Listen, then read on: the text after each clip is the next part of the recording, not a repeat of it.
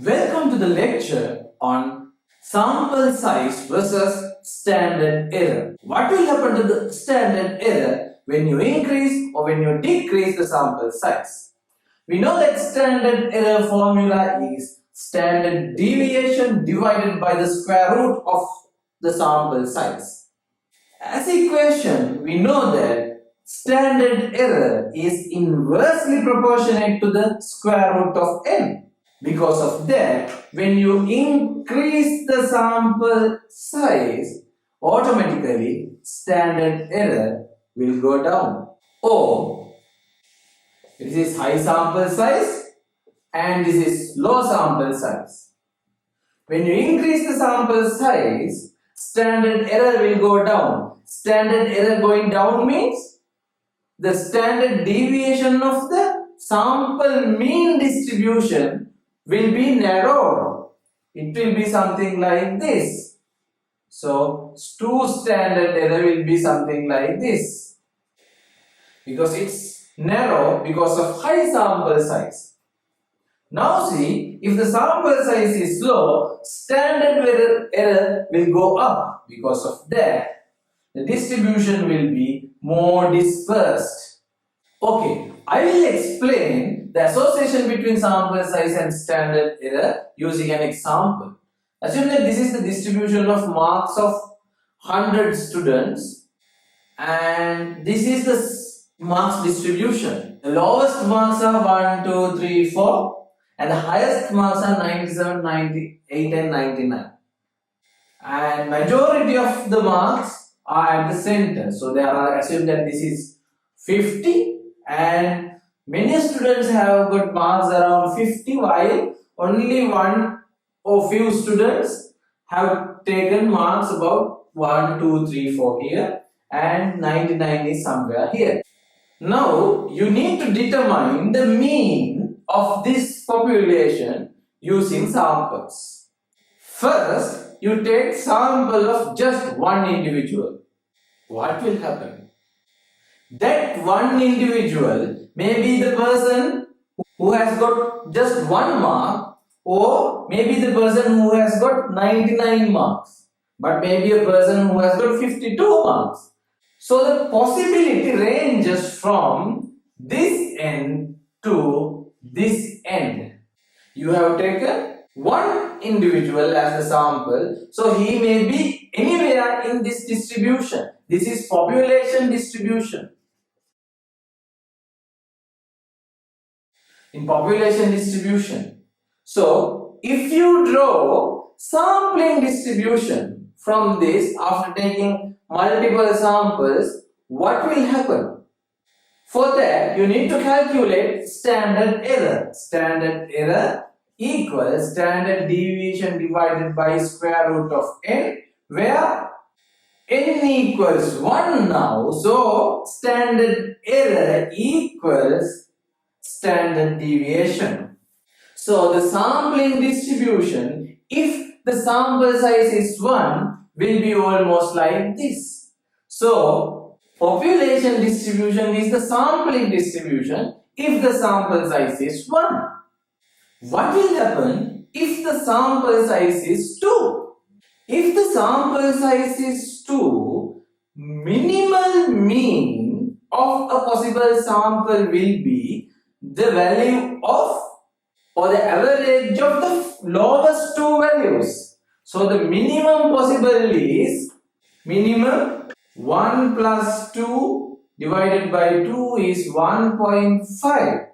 Maximum possible value is 98 plus 99 divided by 2, which is 98.5. That means even the sample size is 1, we had the possible range throughout this population, but when the sample size is 2, this range will be lower than that, where this is n equals 2. So when n equals 1, we had the distribution throughout. This is n equals 1. When n equals 2, the range is less. So we can draw like this. When the sample size is 1, it is just one value which can move anywhere here. When the sample size is 2, it is bit higher than this. So it cannot move freely. It can't go towards the end. Here also it can't go towards the end. So because of that, even though the range is this much, when the sample size is 1, then when the sample size is 2, the range is less. What will happen when the sample size is 3? So the minimum possible value is 1 plus 2 plus 3 divided by 3 equals 2. Maximum possible mean is 97 plus 98 plus 99 divided by 3, which is 98. Now the range is more narrow than the sample size is 1 or 2. So it will be far less than n equals 1. This is n equals 3. So this is n equals 1. So now we have a bit larger distribution because of these 3 values. So in population distribution, this can't move much. So the range is less. Like that, when you increase the sample size, you will get a bigger distribution. If the sample size is 10, it's big. So if you can draw the distribution within this one cannot move freely as the sample size is 1. What will happen if the sample size is the total population? Then this is the population distribution.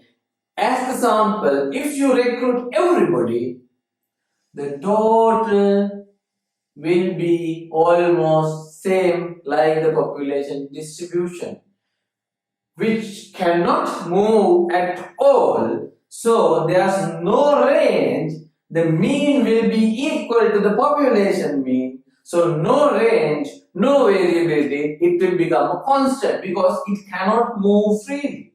Now you can understand, when you increase the sample size, the sample distribution cannot move very fast within the population distribution. So the sampling distribution will be narrowed.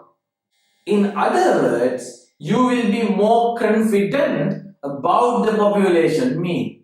Okay, in the previous example, look at here. When the sample size is 90, as the sample size is high, the standard error is less. Because of that, standard error is less. Confidence interval will be less or narrow.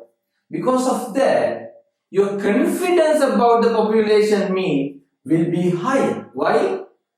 You are predicting the population value by small interval. You are more confident about this small interval because your sample size is high.